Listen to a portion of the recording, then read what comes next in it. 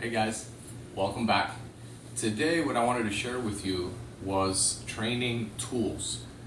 For those of us that train with a variety of weapons, I think it's very important that we have facsimile weapons that closely represent the weapons you're actually attempting to train with.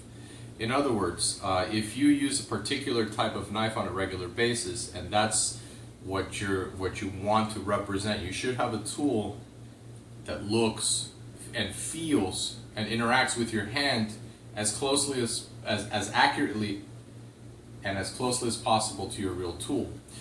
In the old days, for training knives, we used a variety of generic training knives. This is one that was manufactured back in the early 90s by Grandmaster Bram Frank. And here's another one that people commonly bought in the martial arts supplies. And later, when the aluminum trainer started coming out, these types of knives came into vogue. Now, while these are great and for generic type training, this is okay, if you regularly carry a knife, then you probably should have something that's very close to what you carry. And I'll show you what this is my longtime EDC knife, the Spyderco Enduro. And in order to be able to train with it, we took one down and we ground it down and took the edge off. Now we had a functional trainer. Nearly a decade later, Spyderco started to produce the training version of the Enduro. Now, you're going to need at least two types of trainers. You're going to need a rigid trainer, and then you're going to need something a little bit softer for sparring. For safety, obviously. So this was the original sparring trainer that I used.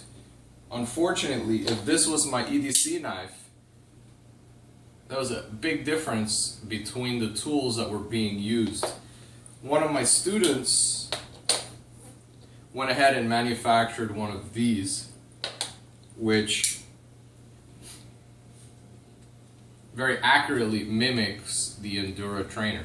So here we have a rigid trainer and a flexible trainer, and I think that having both available is a very important aspect of your training, because you'll be able to do different things with different ones. You'll need the rigid ones for doing things such as disarms or pulls, whereas the rubber ones will allow you to spar a little bit more aggressively while minimizing the chance of injuring your partner. Now, here's my Delica, and it's on the cool sheath. Let me see if I can pop it open from the sitting position. And we have the trainers.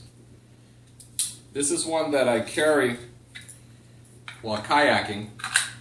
It was given to me, the sheath was given to me by my training partner, Vince Oler. This is very cool.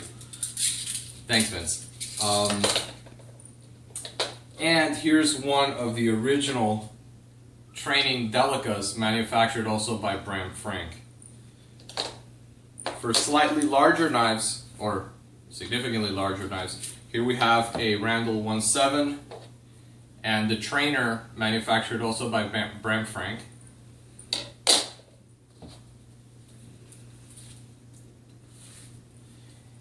And here's one that's very similar to it. It's not quite a Randall 1.7, but it's close enough.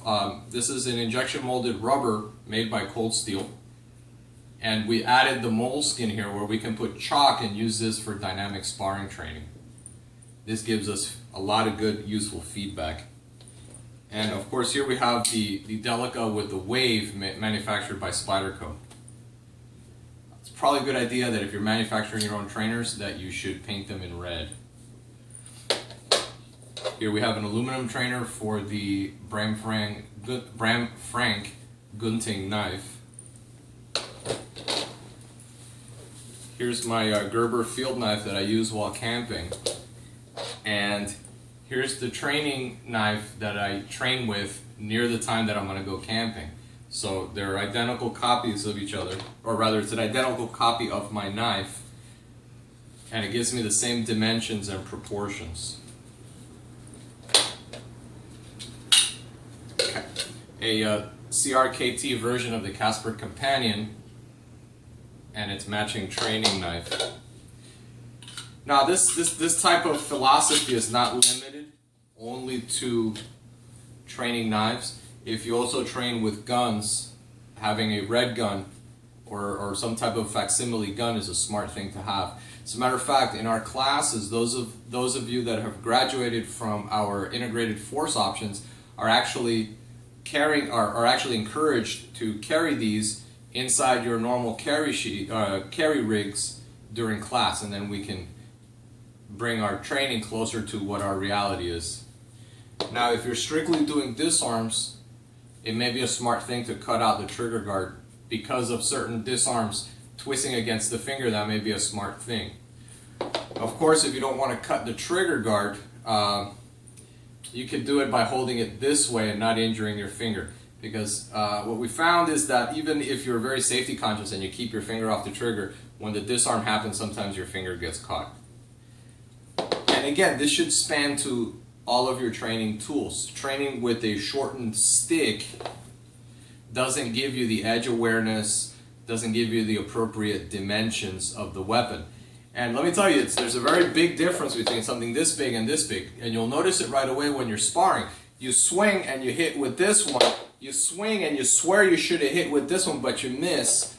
If you've been training with this, the sensitivity of distance is off. Of course, if what you're training with is an axe, you probably should have one too. Guys, there you have it, some cool ideas on training devices. If you find value in this, if you like this, help us spread the word. Tell your friends, hit like and subscribe. Send me your comments, questions, and concerns. I'd love to hear from you. Until next time, guys, take care.